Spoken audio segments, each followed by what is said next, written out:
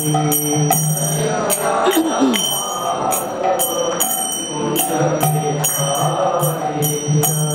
राधा माधव कुंज विहारी।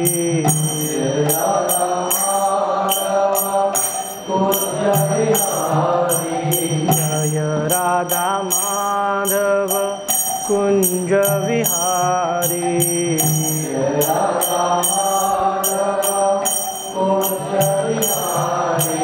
गोपी जन वल्लभ गिरिवरधारी।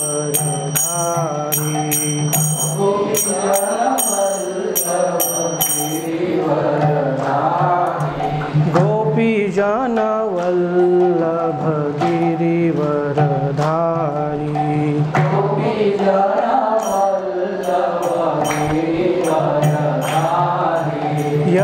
यशोदानंदन व्रज जन रंजन।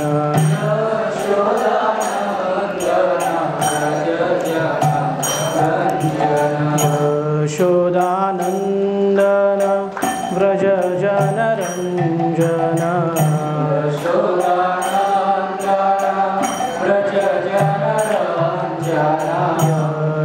यशोदानंदन व्रज जन रंजन।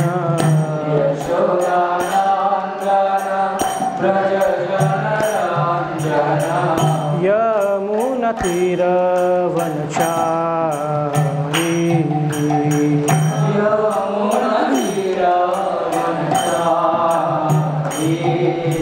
जय राधा माधव कुंज विहारी।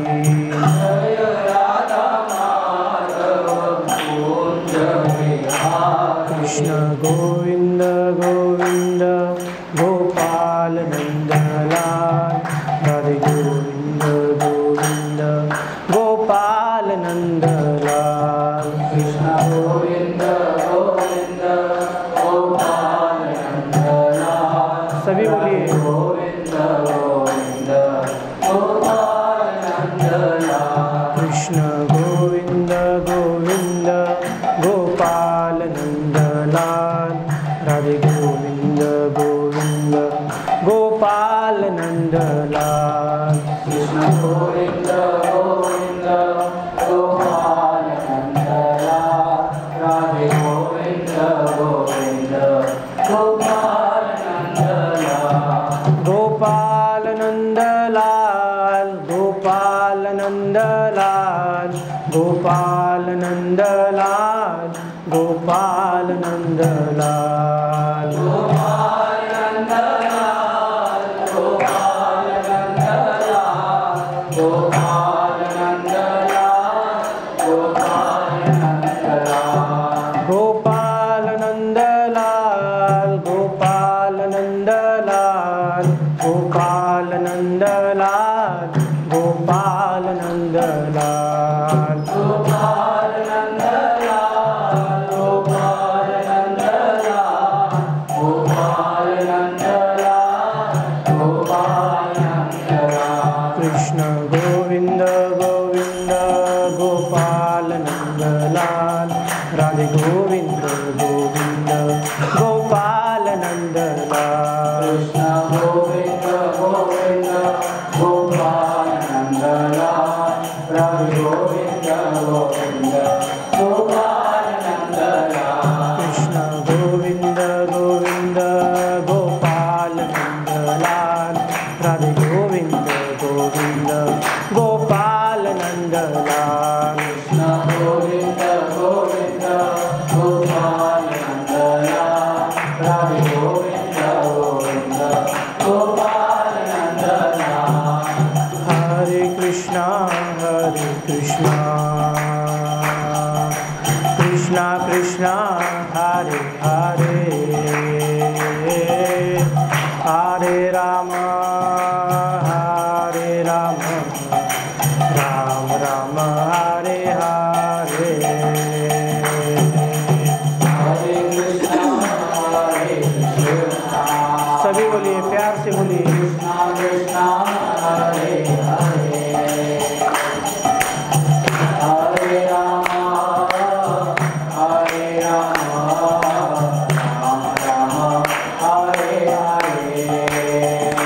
बोलो हरे कृष्णा कृष्णा कृष्णा हरे हरे हरे राम राम राम हरे हरे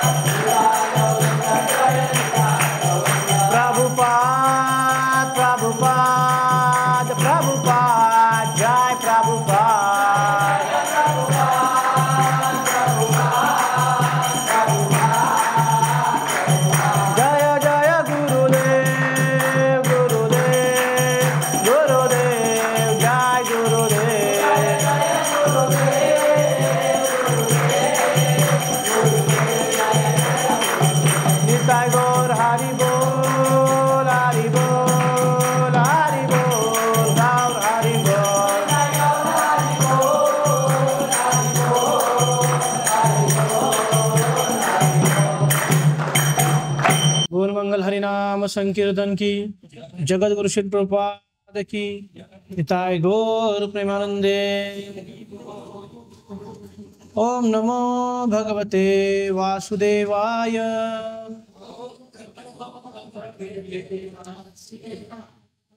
ओम नमो भगवते वासुदेवाय।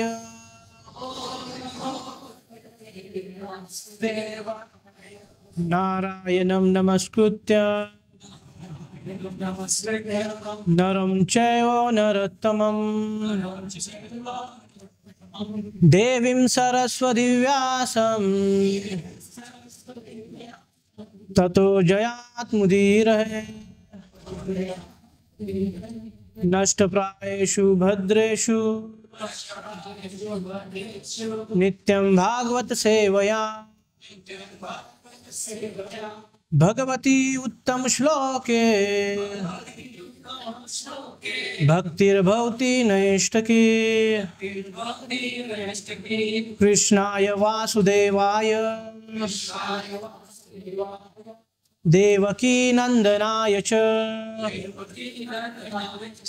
नंदगोपकुमाराय गोविंदाय नमो नमः। गोविंदाय नमो नमः। गोविंदाय नमो नमः।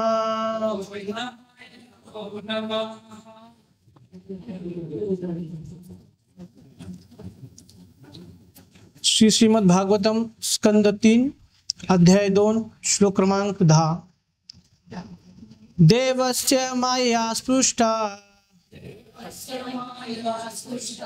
ये चान्याद सदाश्रिता भ्रामते दीर्णतादाख्यो आत्मनि आत्मनोहरो।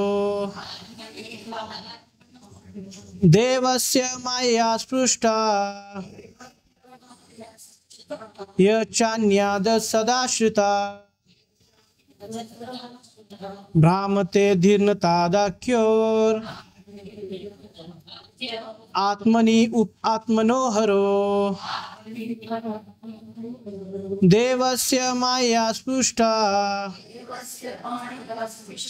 ये चान्याद सदाश्रिता भ्रामते दीर्णतादाख्यो आत्मनि आत्मनोहरो। प्रभु जी। देवस्य माया स्पृष्टा ये चादन्याद सदाश्रिता भ्रामते दीर्णतादाख्यो आत्मनि आत्मनोहरो। माता जी। देवस्य माया स्पृष्टा ये चादन्यद सदाश्रिता भ्रामते दीर्णतादाख्यो आत्मनि आत्मनोहरो। शिल प्रभुपाद द्वारा भाषांतरण तात्पर्य शिल प्रभुपाद की। भगवंतांच्या मायाशक्तीने भ्रमित झालेल्या लोकांचे शब्द पूर्णपणे शरणागत जीवांची बुद्धी कोणत्याही परिस्थितीमध्ये भ्रमित करू शकत नाही। तात्पर्य वेदामधील सर्व प्रमाणामधून हे सिद्ध होते की श्रीकृष्ण हे पुरुषोत्तम श्री भगवान आहेत। श्रीपाद शंकराचार्यासह इतर सर्व आचार्यांनी त्यांचा स्वीकार केला आहे, परंतु ते या अवनी तलावर उपस्थित होते तेव्हा निरनिराळ्या मनुष्यांच्या वर्गांनी निरनिराळ्या प्रकारे त्यांचा स्वीकार केला आणि म्हणूनच त्यांची भगवंताविषयक मतेही निरनिराळी होती। सामान्यतः ज्यांचा शास्त्रावर विश्वास होता त्यांनी भगवंतांना यथारूप स्वीकारले आणि भगवंत या जगातून अंतर्धान झाल्यानंतर ते सर्व शोकसागरात बुडाले। पहिल्या स्कंदामध्ये आपण अर्जुन व युधिष्ठिरांच्या वियोग शोकाची चर्चा केलीच आहे। त्यांच्यासाठी भगवान श्रीकृष्णांचे अंतर्धान पावणे हे त्यांच्या जीवनाच्या अंतापर्यंत अगदी असहाय्य होते. यादवांनाही भगवंतांचे आंशिक ज्ञानच होते, परंतु ते सुद्धा महानतच आहेत, कारण भगवंतांच्या सहवासाची संधी त्यांना मिळाली होती. भगवंत त्यांच्या कुटुंबाप्रमाणे वावरत होते आणि त्यांनीही भगवंतांची आप्तभावाने सेवा केली. यादव व इतर भगवत भक्त हे भगवंतांची सामान्य मनुष्यामध्ये चुकीने गणना करण्यापेक्षा भिन्न आहेत. असे लोक खचितच मायाशक्तीने भ्रमित झाले आहेत. ते नीच आणि भगवंतांचा मत्सर करणारे असतात. मायाशक्तीचा त्यांच्यावर अत्याधिक प्रभाव असतो, कारण ऐहिक शिक्षणात प्रगती असूनही ते श्रद्धाहीन व नास्तिकवादाने प्रदूषित झालेले असतात. जरासन आणि धृतराष्ट्र पुत्रांसारख्या पृथ्वीवरील दुष्ट राजांच्या हत्याकटातील अनेक पापकृत्यामुळे एका व्याध्याकडून ज्यांचा वध झाला ते श्रीकृष्ण एक सामान्य व्यक्ती होते असे सिद्ध करण्यास भगवतदृष्टे अतिशय उत्सुक असतात. न मामम कर्मानी लिंपंती, अर्थात भगवंत कर्मफळाने प्रभावित होत नाहीत. या भगवद्गीतेतील विधानावर त्यांचा विश्वास नसतो. नास्तिकवादी दृष्टिकोनानुसार श्रीकृष्णांनी धृतराष्ट्रपुत्र इत्यादींचा वध करण्यासारखी पापकर्मे केल्याने ब्राह्मणांनी दिलेल्या शापामुळे त्यांचे यदुकुळ नष्ट झाले. ही सर्व निंदा भगवत भक्तांच्या हृदयाला स्पर्शही करीत नाही, कारण सत्य काय आहे याची त्यांना पूर्ण जाणीव असते. त्यांचे भगवंताविषयीचे ज्ञान कधीच विचलित होत नाही. मात्र जे असुरांच्या विधानांनी विचलित होतात त्यांचाही धिक्कार केला आहे. या श्लोकामध्ये उद्धवाला हे सांगावयाचे आहे. ओम अज्ञानतिमिरान्धस्य ज्ञानाञ्जनशलाकया चक्षुरुन्मीलितं तस्मै श्रीगुरवे नमः. श्रीचैतन्यमनोभीष्टं स्थापितं येन भूतले स्वयं रूप कदा मह्यं ददाति सोपदान्तिकं. वन्देऽहं श्रीगुरु श्रीयुतपदकमलं श्रीगुरुवैष्णवाञ्च श्रीरूपं साग्रजातं सगणरघुनाथां वितां तां सजीवं सावधैतं सावधूतं परिजनसहितं कृष्ण चैतन्य देवं श्रीराधा कृष्ण पादान् सगण ललिता श्री विशाखान्वितां च. हे कृष्ण करुणा सिंधु दीनबंधु जगत्पते गोपेश गोपिका कांत राधा कांत नमस्तुते. तप्त कांचन गौरांगी राधे वृंदावनेश्वरी वृषभानुसुते देवी प्रणमामि हरिप्रिये. वाञ्छा कल्पतरुभ्यश्च कृपा सिन्धुभ्य एव च पतितानां पावनेभ्यो वैष्णवेभ्यो नमो नमः. जय श्री कृष्ण चैतन्य प्रभु नित्यानंद श्री अद्वैत गदाधर श्रीवासादि गौर भक्त वृंद. हरे कृष्णा कृष्णा कृष्णा हरे हरे, हरे राम राम राम हरे हरे. हरे कृष्ण. साप्ताहिक सत्संगमध्ये सर्वांचं स्वागत आहे.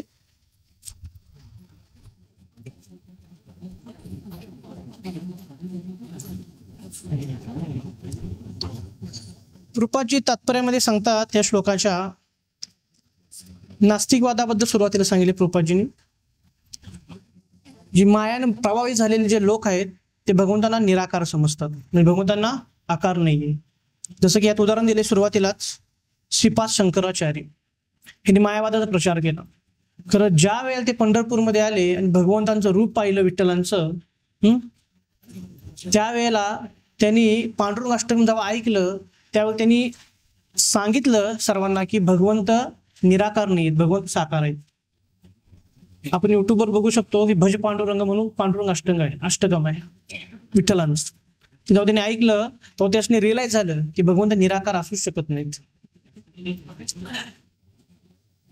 एअरपोर्टवर एका भक्तांना एक व्यक्ती भेटला आणि व्यक्ती म्हणला भक्तांना त्या की भगवंत आहेत का?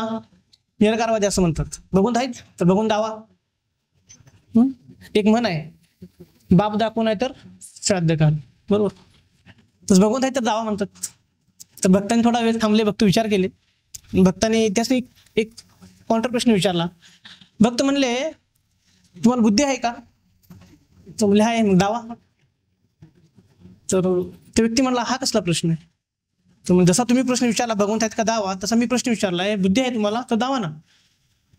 तर ते मला नाही दावू शकत. म्हणजे तुम्हाला तुम्ही जे दावू शकत नाही तर तुमच्याकडे बुद्धी नाहीये. एक कॉलेजमध्ये प्रोफेसर होते. प्रोफेसरांनी प्रश्न विचारला विद्यार्थ्यांना. विद्यार्थी म्हणले भगवंतावर विश्वास कोण ठेवते, भगवंतावर विश्वास कोण ठेवते. तर त्यातील एक विद्यार्थी उठला म्हणला की माझा भगवंतावर विश्वास आहे. तर प्रोफेसर म्हणाले की भगवंतांना तुझा विश्वास आहे, भगवंतांनी दुःख का दिलं जीवनामध्ये, भगवंतांनी दुःख जीवनामध्ये का दिलं. तर तो म्हणाला की त्याला उत्तर द्यायचा प्रयत्न केला त्यानं, तर उत्तर तो देऊ शकला नाही, उत्तर देऊ शकला नाही. तर त्यामुळं प्रोफेसर काय म्हणले, बस म्हणले खाली, उत्तर देऊ शकत नाही बस खाली म्हणले. परत आणि प्रश्न विचार प्रोफेसरनी, आणि कुणाचा विश्वास आहे का, आणि कुणाचा विश्वास आहे. तर एक विद्यार्थी उठला की माझा विश्वास आहे. मग प्रोफेसर म्हणाले की तू भगवंतांना पाहिलेस, तू अनुभव घेतलास भगवंतांचा, तू भगवंतांना टच केलेस, भगवंता टेस्ट बघितलेस का तू. विद्यार्थी म्हणला नाही. उभाच म्हणला काय, तू भगवंताबद्दल तुला काहीच माहित नाही तर तू भगवंता विश्वास कसा आहे तुला. थोडा वेळ जातो, एक विद्यार्थी उठतो, प्रोफेसर म्हणतो की माझा एक प्रश्न आहे म्हणतो, माझा एक प्रश्न आहे. तर प्रोफेसर म्हणतात मला तू प्रश्न विचारणार. तर हा म्हणतो विद्यार्थी की माझा एक प्रश्न आहे, त्या प्रश्नाला तुम्ही उत्तर द्या म्हणतो. तर तो विद्यार्थी म्हणतो की समजा हे क्लासरूम मध्ये अंधार आहे, क्लासरूम मध्ये अंधार आहे, तर अंधार कशामुळे. तर प्रोफेसर म्हणतात प्रकाश नाही, प्रकाशाची अनुपस्थिती आहे त्यामुळे अंधार आहे. तर तो विद्यार्थी म्हणतो तर ह्याचा अर्थ आपण दोष प्रकाशाला दिला पाहिजे, प्रकाश इथं उपस्थित नाहीये. तर प्रोफेसर म्हणतात नाही नाही, दोष आपण स्वतःला दिला पाहिजे, आणि आपण जाऊन जेव्हा लाईटचा स्विच ऑन करेल त्यावर प्रकाश येईल आणि अंधकार निघून जाईल. आवाज गोष्ट ऐकू येते का बरोबर ते येतोय. तर आपण स्वतःला दोष दिला पाहिजे म्हणतात प्रोफेसर, की आपण जेव्हा लाईटचं बटन ऑन करेन त्यावर प्रकाश येईल, अंधकार निघून जाईल, अंधकारला आपण दोष दिला नाही पाहिजे. त्याचप्रमाणे तो विद्यार्थी म्हणतो की आपण स्वतःला दोष दिला पाहिजे, कारण का भगवंताची अनुपस्थिती आपण जेव्हा अनुभवतो त्यावेळेला आपण दुःख भोगतो. भगवंत आपल्याला प्रकाशा समान आहेत, भगवंत कायमच आपल्याला सुख द्यायला बसले, तर आपली इच्छामुळे आपण दुःखाला चॉईस केलेलं आहे, आपल्या इच्छामुळे आपण दुःखाला चॉईस केली. जर आपण भगवंतांची चॉईस केली, भगवंताची भक्ती चॉईस केली तर निश्चित दुःख येणार नाही. दुःख येणार असं नाही की समजू नका तुम्ही कुणी की तुम्ही बसले सांगावे व्यासानं बसून की दुःख येणार नाही. तर भक्त म्हणजे आम्ही उद्यापासून जप मला चालू करतो की दुःख येतात का नाही बघतो, दुःख येणार. कारण दुःखाची जी तीव्रता आहे, दुःख सहन करण्याची शक्ती आहे ती भगवंत प्रोव्हाइड करणार तुम्हाला. ज्वलंत उदाहरण बघितलं आपण तर परमपूज्य जयपताका स्वामी महाराजांना जवळजवळ 2004 किंवा 2008च्या आसपास पॅरलिस झाले महाराजांना. महाराज व्हीलचेअर मध्ये महाराज चालू शकत नाही. दुसरी गोष्ट महाराजांना स्किन कॅन्सर आहे, स्किनचा कॅन्सर आहे महाराजांना. महाराजांचं डायलिसिस करायला लागते. महाराजांची किडनी ट्रान्सफर केली तरी सकट महाराज प्रचार करतात. महाराजांना क्वेश्चन विचारण्यात आला की महाराजांना म्हणले की तुम्ही हॅप्पी आहे का. हो, मला कॅन्सर आहे तरी मी हॅप्पी आहे, मला स्किन कॅन्सर आहे तरी मी हॅप्पी आहे, मला पॅरलाइज झालाय तरी मी हॅप्पी आहे, मग डायलिसिस करायला लागते तरी मी हॅप्पी आहे. का. बिकॉज असोसिएशन, भक्तांचा संघ मला प्राप्त होतो, आणि जी प्रभुपादांची मला आज्ञा दिली ती पूर्ण करण्यासाठी निश्चित मी पृथ्वी थांबणार आहे. प्रभुपादांनी आज्ञा दिल्या की जोपर्यंत मायापूरचं मंदिर पूर्ण होत नाही तोपर्यंत धामात एंट्री नाही, आणि महाराज धामात जाणारच नाही तोपर्यंत. किती काही होऊ दे, किती क्रिटिकल परिस्थिती होऊ दे, आयसीयू मध्ये जातात महाराज, 1 महिना 2 महिना 3 महिना राहू. हा भक्तांचा विश्वास आहे. काय विश्वास आहे की प्रभुपादांची आज्ञा. नास्तिकवादी असते ते असते का लगेच रिझल्ट असो, रिझल्ट लगेच पाहिजे. तू म्हणला ना प्रभूजी की जप घेतलं दुःख कमी येतात, तर आम्ही लगेच जप करतो दुःख कमी येतात लगेच. तसे बघा दूध आहे, दुधामध्ये दही आहे, ताक आहे, लोणी आहे, सर्व काही आहे. मग आपण दुधाला लगेच आज्ञा दिल्यावर लगेच लोणी देणार आहे का दूध. त्यासाठी हार्डवर्क केला पाहिजे ना, दही लावलं पाहिजे, दह्याला परत व्यवस्थित म्हटलं पाहिजे, मग लोणी येणार आहे. तसं लगेच भक्ती चालू केली ह्याचा अर्थ लगेच सुख मिळणार असं नाही, दुःख पण येणार जीवनामध्ये. जोपर्यंत दुःखाचा अनुभव जोपर्यंत करत नाही तो सुखाचा अनुभव आपल्याला करायला भेटणार नाही. कारण व्यक्तींना काय पाहिजे असते की लगेच रिझल्ट पाहिजे, रिझल्ट लगेच भेटला पाहिजे.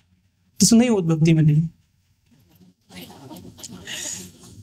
एक व्यक्ती होता, व्यक्ती म्हणला एका भक्तांना म्हणला की ही जी सर्व काही पृथ्वी होते सर्व ऑटोमॅटिक होते. जसं की सायंटिस्ट पण म्हणतात की पृथ्वी निर्माण कशी झाली, मोठा खड्डा पडला आणि असंच झालं, अशीच पृथ्वी ऑटोमॅटिक पृथ्वी निर्माण झाली. तर त्यांनी काय उदाहरण पण प्रस्तुत करतात, ते व्यक्ती प्रस्तुत करतो उदाहरण. जसं की म्हणतो की सूर्य उगवतो सूर्य मावळतो, पावसाळा येतो पावसाळा जातो, हिवाळा येतो हिवाळा जातो, असं सर्व काही ऑटोमॅटिक होते. भगवंताची काही आवश्यकता नाही. आणि एक उदाहरण देतो, एक्झाम्पल देतो की जसं की गाय आहे म्हणतो, गाय त्या गायला आपण चारा दिला गवत दिलं तर ऑटोमॅटिक त्याचं दुधामध्ये परिवर्तन होतं. भक्त म्हणतात की बैल आहे, बैलाला गवत चारा चारा चारा बघू त्याचं दुधामध्ये परिवर्तन होतंय का? तसं कसं काय?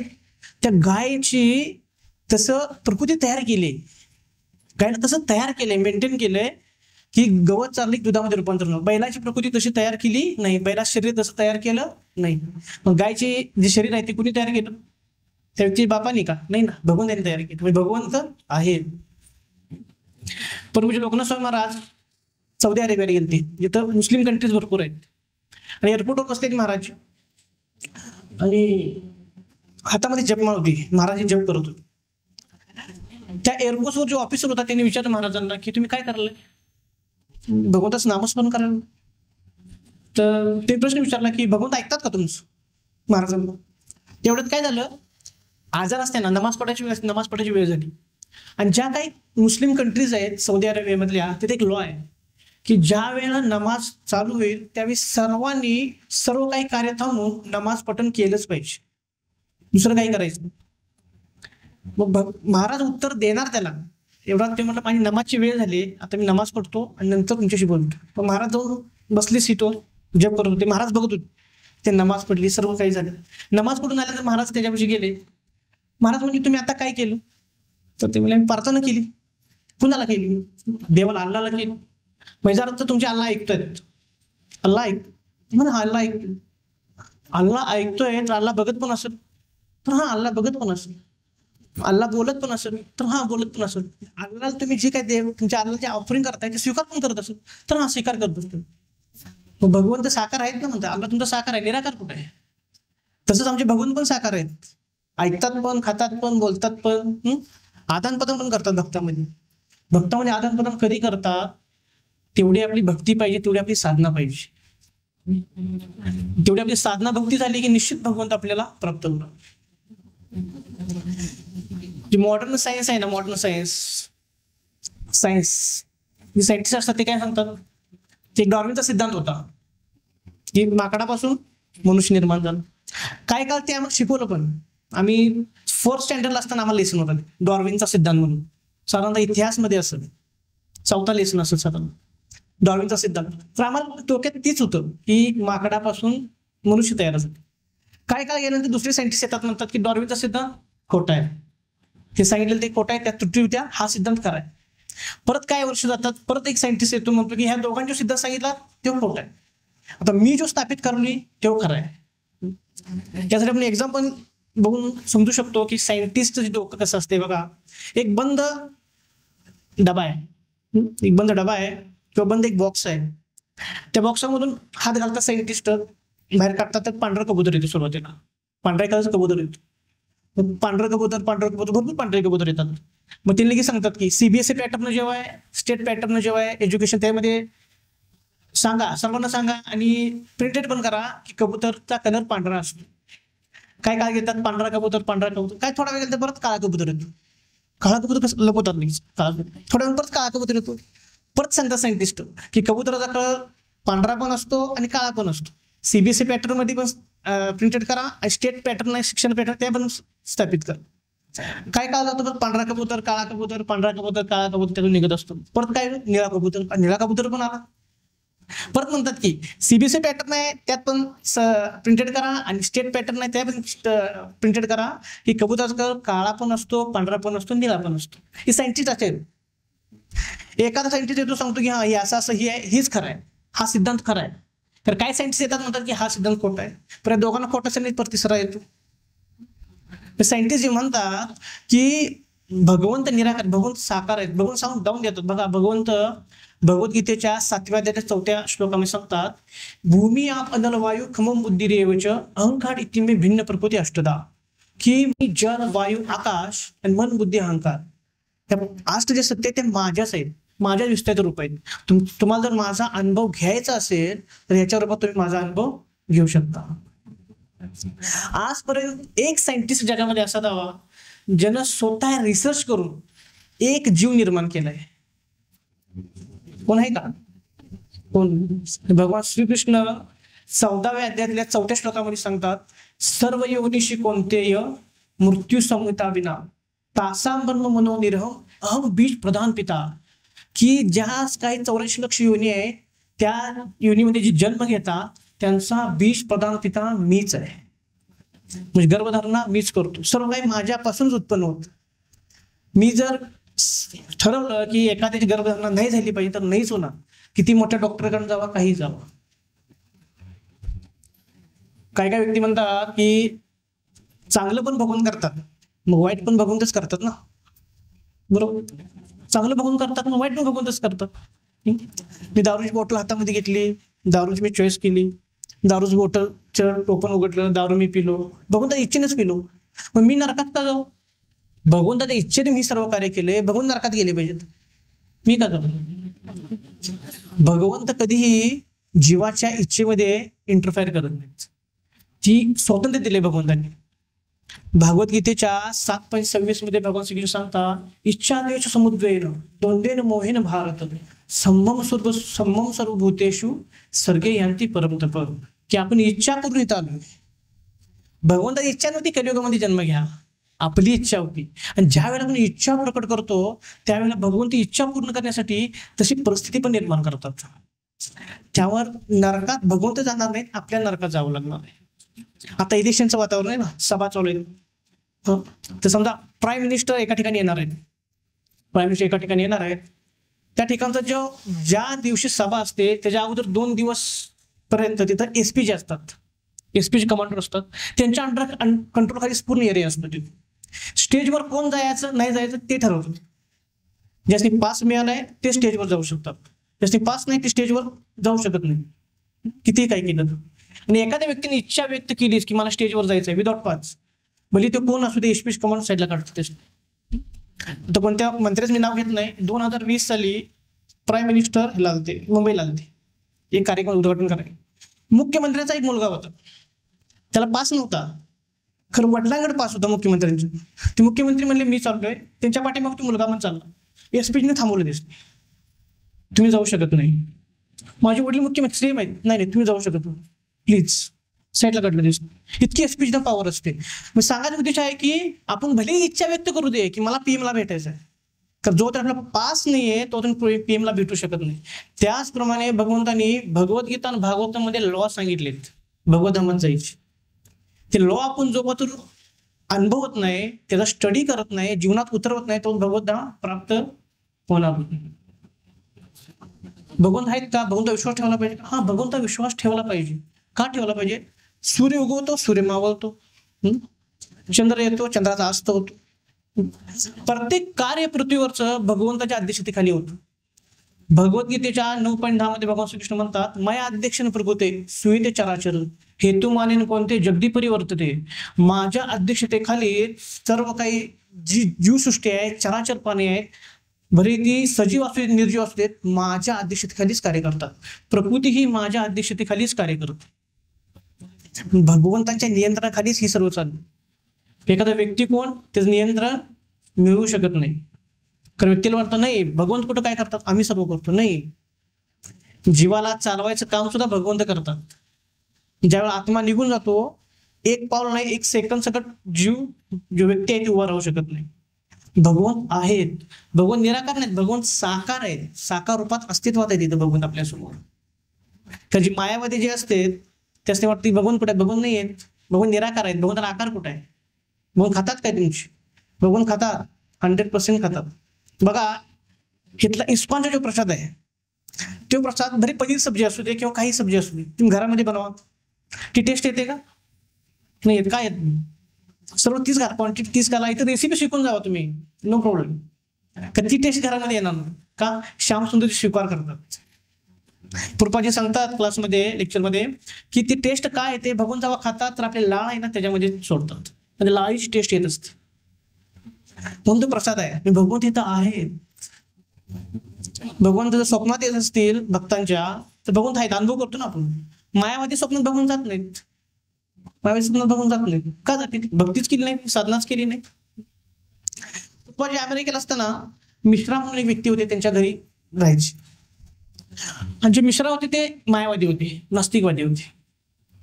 तर त्या मिश्रांनी प्रश्न विचारला प्रभुपादांना की तुम्ही आम्ही सगळी समान आहे, एक समान आहे. तुम्ही आम्ही समान आहे, भगवान सर्व, आपण सर्व जीव समान आहे. प्रभुपादाजी म्हणले मी मानायला तयार नाही.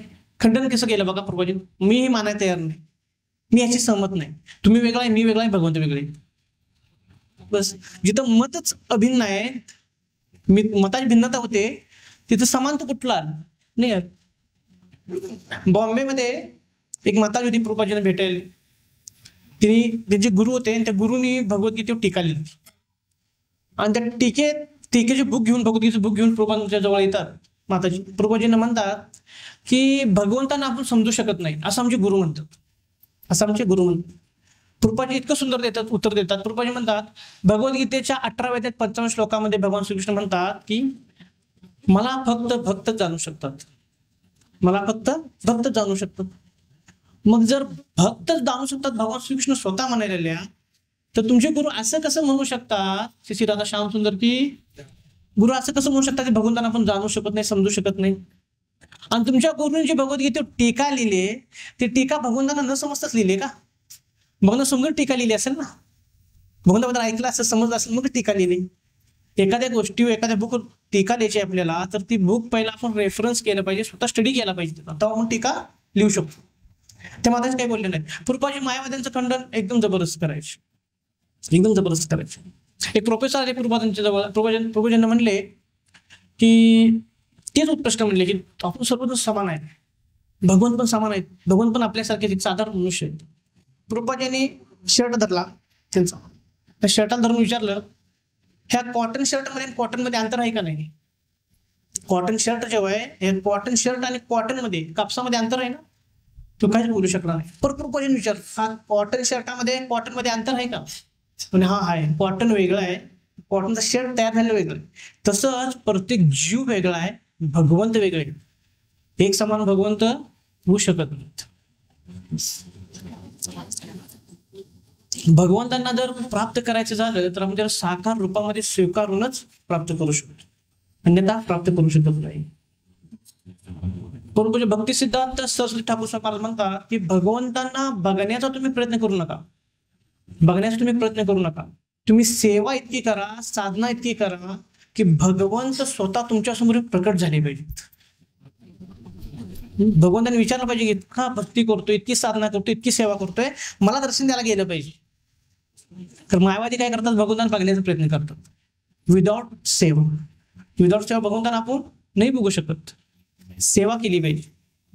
सूरदास सर्वश्रेष्ठ भक्त झाले भगवंतांची, आंधळी होते, त्यांची इतकी भक्ती करायची, इतकी साधना करायचे, सतत मुखामध्ये भगवंताचं नामस्मरण करायचे.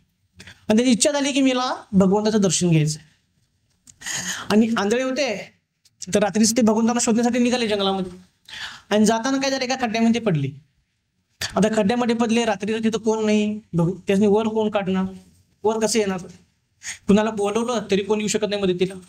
भगवंत ते बघत असतात धामातून सर्व. भगवंत बघतात की एवढा माझा सर्वश्रेष्ठ भक्त आहे, एवढं माझं भजन करतो, भक्ती करतो, सेवा करतो, साधना करतो, एवढी चांगली, मला गेलं पाहिजे त्याला काढण्यासाठी. तर भगवंत येतात, भगवंत हात देतात, सूरदासना वर काढतात. सूरदासना जसा हाताचा स्पर्श होतो, सूरदासना कळतं की भगवंत आहेत, मला ज्यांनी स्पर्श केलाय ते भगवंत आहेत. जसं स्पर्श धरलेला असतो हात, दुसऱ्या हाताने सूरदास त्यांचा हात धरतात भगवंताचा. ह्याच क्षणासाठी मी एवढी साधना केली म्हणतात, ह्याच क्षणासाठी मी एवढी सेवा केली, ह्याच क्षणासाठी मी एवढं भजन केलं म्हणतात की तुम्ही येऊन मला दर्शन द्या. तुम्ही आता आलाय माझ्याजवळ, आता मी तुम्हाला सोडणार नाही. भगवंतांना कळतं आता मी फसलो इथं, ह्यातलं मी काढाय आलो वर, खरीनं मला धरून ठेवलंय, आता मी फसलो. आता तरी बघून काय, आता जोरात हिसका देतात, तिथून निघून जातात, तिथून निघून जातात. भगवद्गीतेच्या 7व्या अध्यायातल्या 25व्या श्लोकामध्ये भगवान श्रीकृष्ण सांगतात अर्जुनांना, नाहम प्रकाश सर्वस्व योग माया समूर्तो मूढो अभिजानाति लोको ममाज वयम.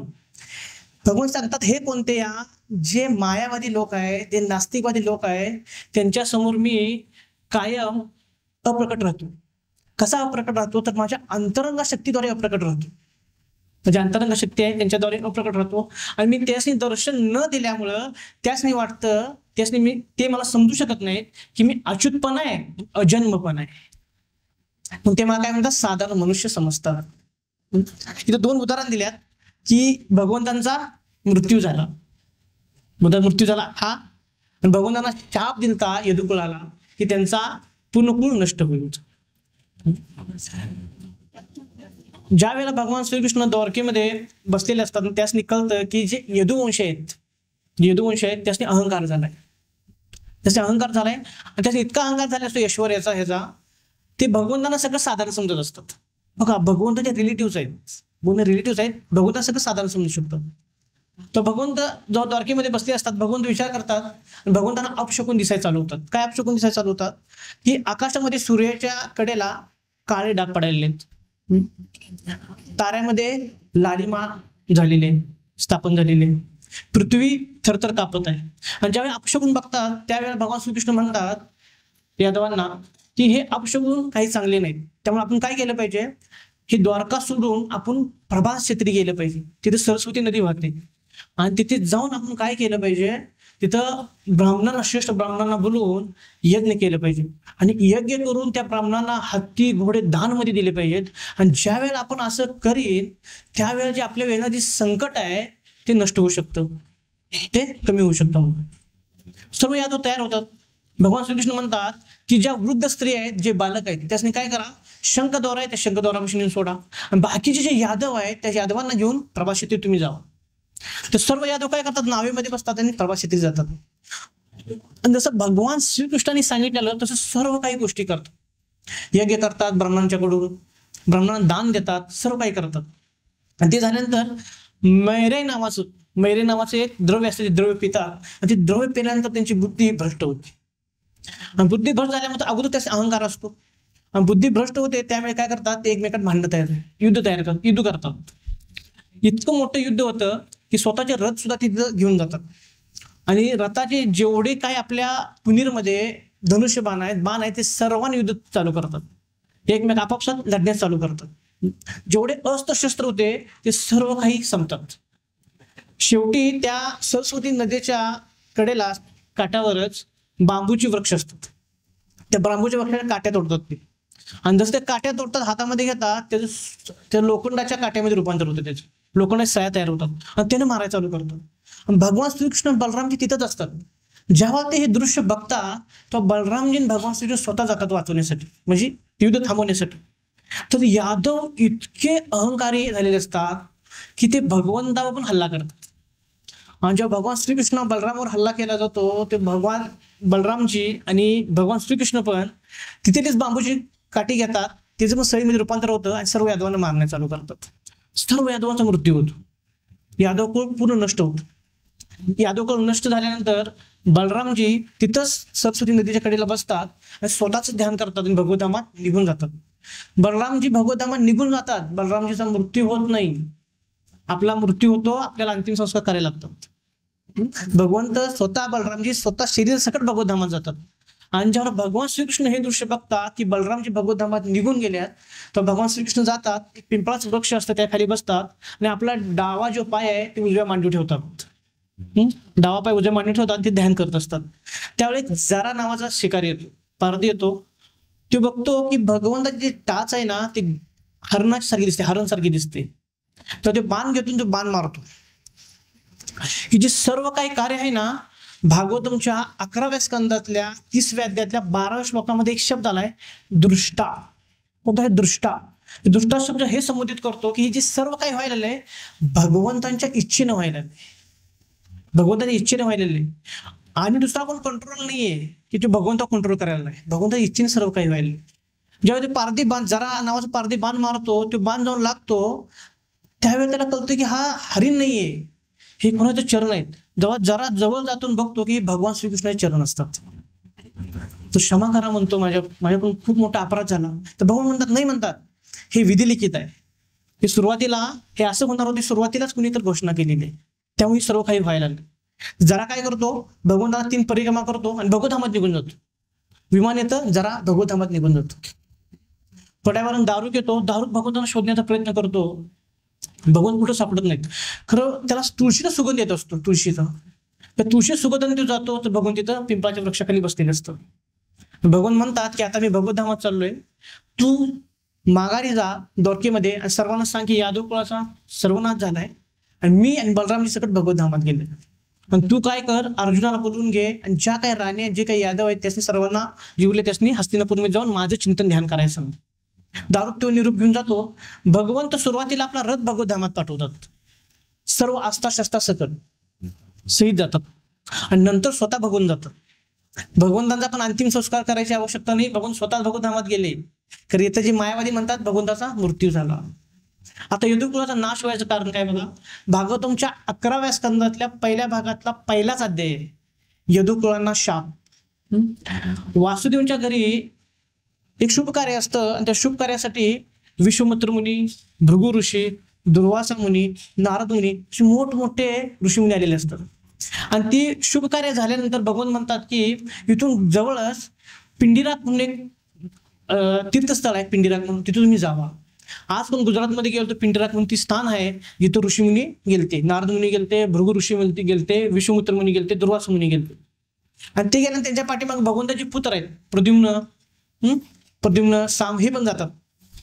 आणि साम जो असतो इतका नटखट असतो की तो कायम काही ना काही करत असतो. त्याचं नाव साम का ठेवलेलं असतं, जामवंतीचा पुत्र साम, भगवंताची दुसरी पटराणी जामवंती, तिचा मुलगा साम. साम म्हणजे सहित, ब म्हणजे आईसोबत, कायम तो आईसोबत राहत असतो. आणि जामवंती त्याचं कायम असं लहान मुलं जसं बोट धरते ना तसं बोट देत असते हातामध्ये.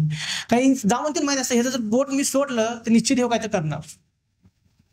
मग सामाला काय करतात, प्रद्युम्न वगैरे बाकी सर्व जे असतात सर्वजण मित्र त्याचे स्त्रीचं रूप करतात, गर्भवती स्त्रीचं रूप करतात त्याला आणि ऋषीमुनी समोर प्रस्तुत करतात आणि म्हणतात की हे ऋषीमुनी, ही जी स्त्री आहे या स्त्रीची इच्छा आहे, म्हणतात की माझ्या गर्भामध्ये मुलगा आहे का मुलगी आहे हे मला जाणायचं. नारद मुनींना माहित असतं की ही काय करले, आमची मस्करी करले. नारद मुनी म्हणतात की माझा शाप आहे, म्हणतात की ह्या तुझ्या गर्भातून एक मुसळ निघल म्हणतात लोखंडाचं आणि ते तुझ्या यादव कुळात सर्वनाश करले, ते यादवकुल सर्व यादवकुल संपून टाकलं. तेव्हा साम भीम सर्व पृथ्वीतून भेटतात, सर्व साडी वडी काढतात, तर खरंच त्यातून मुसळ असतं. ती मुसळ घेऊन जातात उग्रसेन राजापाशी. उग्रसेन राजाला म्हणतात की असा आम्ही मस्करी करायला गेलो आणि नारद मुनी आम्हाला शाप दिला. काय शाप दिला की तुमचा ह्याच मुसळापासून यादव कुळाचा सर्वनाश होईल. उग्रसेन राजा म्हणतात की आता ब्राह्मणाने शाप दिलाय, 12 महाजनांपैकी एकाने शाप निश्चित खरा ठरणार आहे. मग ती मुसळ काय घेतात आणि मुसळ लोखंडाचं पूर्ण कट करतात, पूर्ण बारीक चुरा करतात त्याचा. आणि लास्टला एक छोटा एवढा तुकडा असतो, तो बारीक होत नसतो. उग्रसेन महाराज म्हणतात की सर्व काही नेऊन हाय असं समुद्रामध्ये टाका. आणि समुद्रामध्ये जेव्हा टाकलं जातं, नदीमध्ये टाकलं जातं, तर तेच वाहत वाहत वाहत प्रभासक्षेत्री जातं. आणि त्या सूर्यापासून जी बांबूचं वृक्ष तयार होतात, जे यादवांनी हातामध्ये घेतले त्याचं लोखंडामध्ये रूपांतर झालं आणि त्या लोखंडाच्या सळीनं सर्व यादव कुळांचा नाश झाला.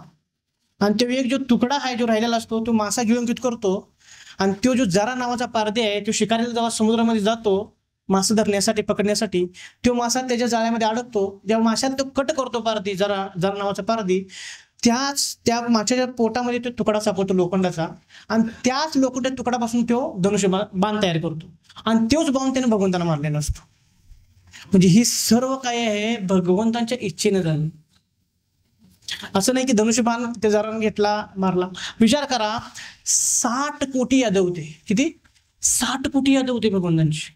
60 कोटी कुटुंब होतं भगवंतांचं. 60 कोटी मधल्या सर्व यादवांचा सर्वनाश झाला. रक्ताचे असे पाठ वाहत होते, नद्या वाहत होत्या.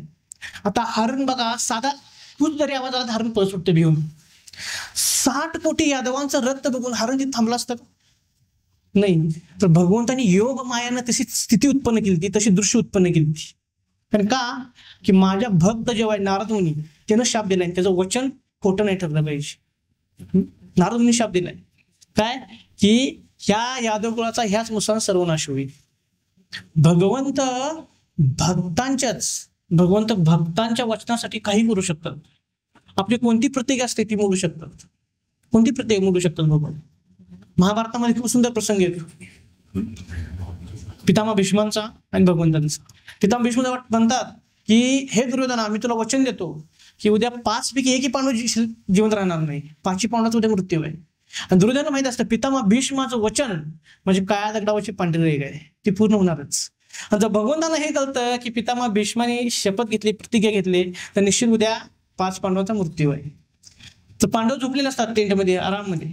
बघून जातात, उठा म्हणतात, तुमच्या आज्यानं शपथ घेतली म्हणतात, तुमचा उद्या मृत्यू आहे. तर अर्जुन उठतात, अर्जुन म्हणतात की उद्या मृत्यू आहे ना, आज काय टेन्शन आहे, आज निवांत झोपू दे, उद्या युद्धाच्या टाइमात बघू. आणि दुसरी गोष्ट म्हणतात की जर आमचा उद्या मृत्यू झाला तर येणार जे कलियुग आहे ना, त्या कलियुगामध्ये सर्व लोक म्हणतील बघा भगवंत ज्यांच्या पक्षात होते त्यांचा मृत्यू झाला म्हणून लाज आबरू तुझी जाणार आहे, आमची जाणार नाही. तू विचार कर तुला काय करायचं. भगवंत विचार करतात करतात पहाटेची वेळ होते, तर काय केलं पाहिजे, काय केलं. तर भगवान म्हणतात द्रौपदीला जातात, द्रौपदी म्हणतात उठ, म्हणतात चल मी सांगतोय तसं एक कार्यक्रम. द्रौपदीला घेऊन जातात, द्रौपदी म्हणतात घोंगट घे, आज पितामह भीष्म बसल्या, जाऊन फक्त आशीर्वाद घे, ते आशीर्वाद देतील तुला, सौभाग्यवती भवतात आशीर्वाद देतील. तर जातात, द्रौपदी प्रणाम करते, पितामह भीष्म म्हणतात सौभाग्यवती भव. आणि जसंच ती घोंगट काढते वर, तर म्हणतात द्रौपदी, भगवान पितामह भीष्म लगेच विचारतात कृष्ण कुठे आहेत. आहे ना बाहेर उभाले कृष्ण, बोला म्हणतात तेच.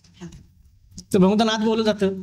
भगवंतांना पितामह भीष्म म्हणतात की माझी प्रतिज्ञा तुटल न तुटल उद्या मला माहित नाही, कारण मी तुमची प्रतिज्ञा उद्या निश्चित तोडणार आहे.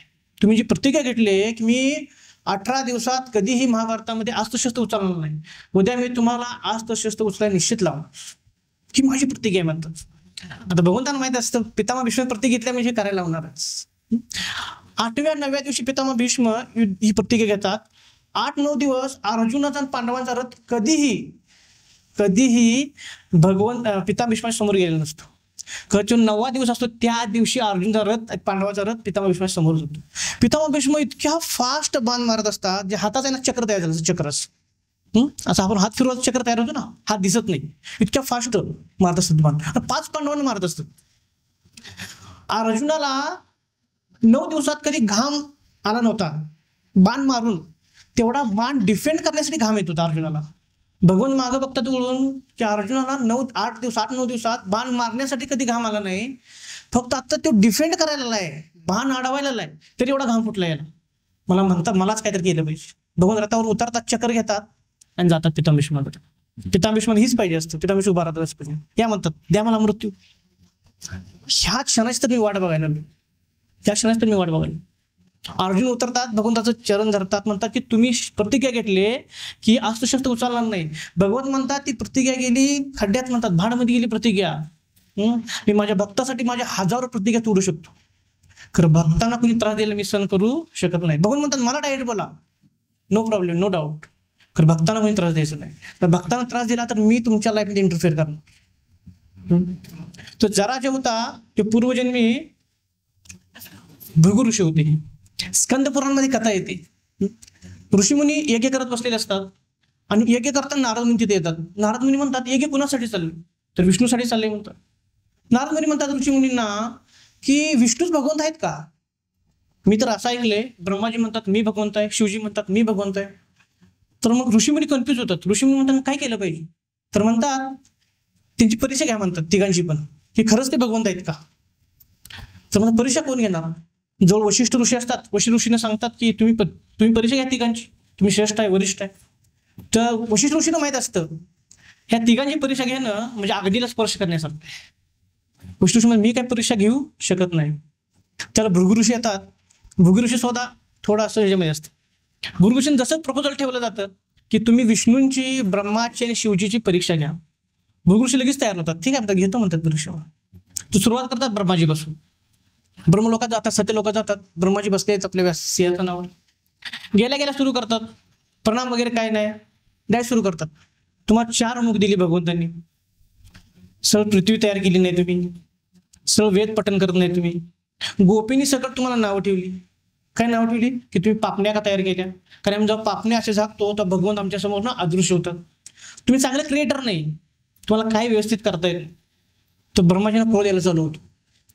ब्रह्माजी म्हणतात भृगु ऋषींना, ज्या वेळेला 1,00,000 इंद्र, 1,00,000 ऋषीमुनी जेव्हा तपस्या करतात चांगली, तेव्हा ते इंद्र बनतात. आणि 1,00,000 इंद्र जेव्हा तपस्या करतात तेव्हा एक ब्रह्माजी बनू शकतो. तुम्ही मला नाव ठेवायला खूप क्रोध येतो ब्रह्माजींना.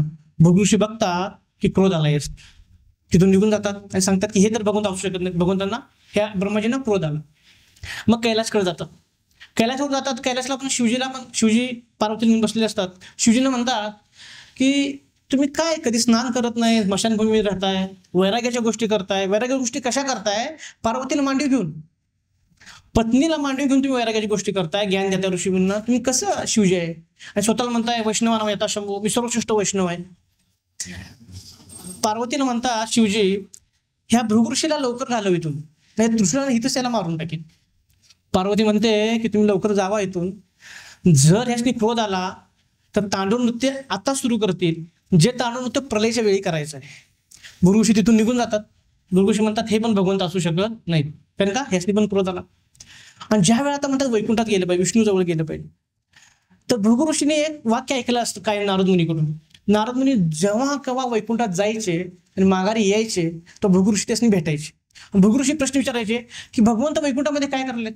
तर नारद मुनी एकच उत्तर द्यायचे कायम, काय नाही, मी गेलतो, भगवंत शेषशायी झोपलेले आहेत आणि लक्ष्मी माता आहेत ती चरण स्पर्श करायला.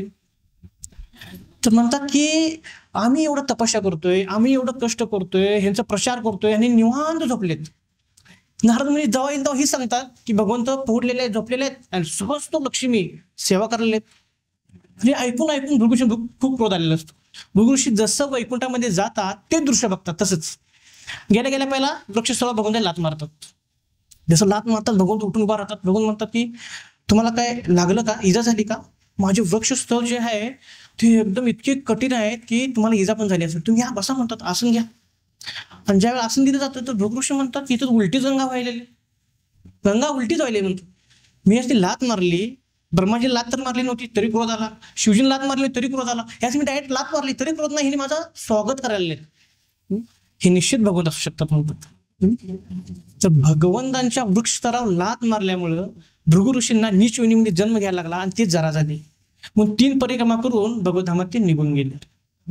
तर यातून प्रभुपादांना हेच सांगायचं आहे, उद्धवजींना हाच प्रश्न केला आहे की जे मायावादी आहेत कितीही भगवंताचा अपप्रचार करू द्यात, नास्तिकवादी किती भगवंताचा अपप्रचार करू द्यात, तरीही जे शुद्ध भक्त आहेत, जे भक्त आहेत ते जप करतात, भगवंताचं नामस्मरण करतात, साधना करतात, मंदिरमध्ये येतात, सेवा करतात, त्यासनी जरा सकट फरक पडत नाही. कारण त्यांचं टार्गेट फिक्स असतं. भगवान श्रीकृष्ण साकार आहे, भगवंत साकार रूपात आमचा स्वीकार करतात, भगवंत आम्हाला दर्शन निश्चित देणार. यातून हेच सांगायचं. भगवंतांनी ही पण लावून दिलं की यदुकुळाचा नाश का केला. भगवंतांनी सांगितलं की माझे भली जवळचे असू देत, त्यांनी जर मला साधारण समजायला लागले आणि मला साधारण समजलं म्हणजे त्यांनी अधर्माचं पालन करलेले आहेत, त्याचे अहंकार आला तर माझ्या जवळचे भले कितीही असू देत त्यांचाही मी सर्वनाश करतो धर्माची स्थापना करण्यासाठी. त्यातून हेच सांगायचं आहे. नास्तिकवादी किती मोठं कार्य करून देत, मायावादी किती कार्य करून देत. चैतन्य चरितामृतमध्ये बघा, चैतन्य चरितामृतमध्ये कृष्णाच कविराज गोस्वामी सांगतात की जेव्हा वाराणसीमध्ये चैतन्य महाप्रभू गेले तर 50,000 मायावी होते. प्रकाशानंद सरस्वती प्रमुख होते. भगवंत चैतन्य महाप्रभू चपला तिथे काढतात, तिथे बसतात. प्रकाशानंद सरस्वती त्याने बोलवतात, त्या म्हणतात जो आतून त्याने जेव्हा सांगतात की भगवंत साकार कसे आहेत, मायावादा प्रचार करायला ते चुकीचा प्रचार करायला आहे, त्यावेळेला 50,000 जे मायावादी होते प्रकाशानंद सरस्वती सगळं चैतन्य महाप्रभू शिष्य होतात. असे जे शुद्ध भक्त आहेत ते प्रचार करायसाठी ठरले. आज किती मोठी मायावादी असू द्यात त्याने प्रचार करतात.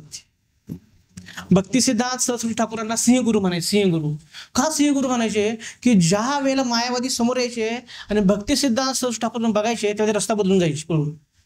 कारण मायावादीला जेव्हा जेव्हा बघायचे भक्ती सिद्धांत सरस्वती ठाकूर महाराज त्यावेळी त्याने मारायला चालू करायचे डायरेक्ट की भगवंत तुम्ही निराकार कसं समजू शकताय, भगवंत साकार आहे. ह्यातून हेच सांगायचं आहे की भक्त कितीही सांगू द्यात, नास्तिकवादी कितीही प्रचार करू द्यात की भगवंत मायावादी निराकार आहे, तर भगवंत निराकार नाही, भगवंत साकारच आहे. श्रीराधा श्याम सुंदर की.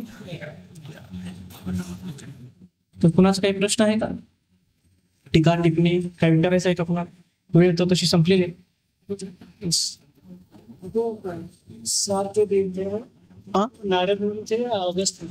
नारद मुनि थे, स्कंद पुराण में कथा थी नारद मुनि थे. वही आगे जाके बालाजी के लिए वही कथा कन्वर्ट होती है आगे. जब भगवान लक्ष्मी माता को ढूंढने के लिए आते हैं तो शेषाद्रि पर्वत पे आते हैं जो तिरुपति पे है. वही आगे कथा कंटिन्यू होती है आगे वैसे.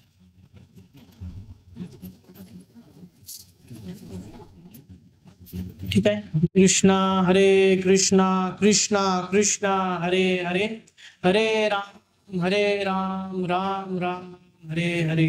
जगद्गुरु श्री प्रभुपाद की, परम पूज्य लोकनाथ स्वामी महाराज की जय. गौर प्रेमानंदे.